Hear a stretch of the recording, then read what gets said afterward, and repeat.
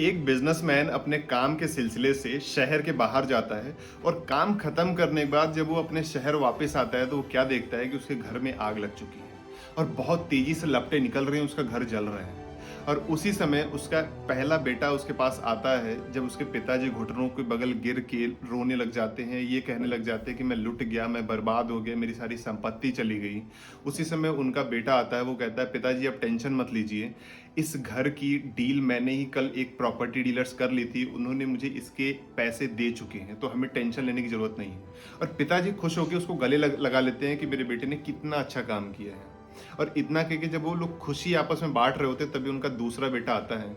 वो कहता है कि पिताजी खुश होने वाली बात नहीं है, क्योंकि इसने तो बस एडवांस लिया था और आपको लगता है कोई इस राख के पैसे देगा हमें अब। फिर से वो नीचे घुटनों के बल गिर के फिर से परेशान होने लग जाते हैं। और इसी समय उनका तीसरा बेटा आता है, वो कहता है कि पिताजी आप टेंशन मत लीजिए, ये जिससे इसने डीलिंग की थी, जिस प्रॉपर्टी डीलर से, वो शहर का बहुत बड़ा आदमी है, वो अपने जबान का आदमी है, उसने बोला था कि आप टेंशन मत लीजिए, चाहे कुछ भी हो जाए मैं इस प्रॉपर्टी का आपको पैसा दूंगा।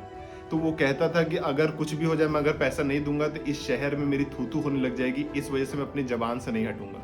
उसका पिताजी भी खुश हो जाता है कि हाँ वो तो बहुत अच्छा इंसान है, पैसा हमें मिल जाएगा। इसका मतलब क्या हुआ कि अगर कोई दुख हमारे ऊपर आता है तो वो दुख हमें लगता है कि मैं लुट गया, उस दुख से मैं बर्बाद हो गया, मेरे पास अब कुछ नहीं बचा हुआ। लेकिन अगर वही सेम चीज किसी सामने वाले इंसान पे होता है तो हमें लगता, हम खड़े होकर तमाशा देखने के अलावा हमारे पास कुछ नहीं रहता है। और यही चीज ये दुनिया कर रही है।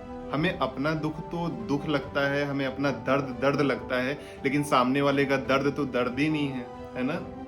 ऐसा ही सामने वाले कर रहे हैं, लेकिन आप ऐसा मत करिएगा। क्योंकि एक कहावत है, खत जो लिखा हमने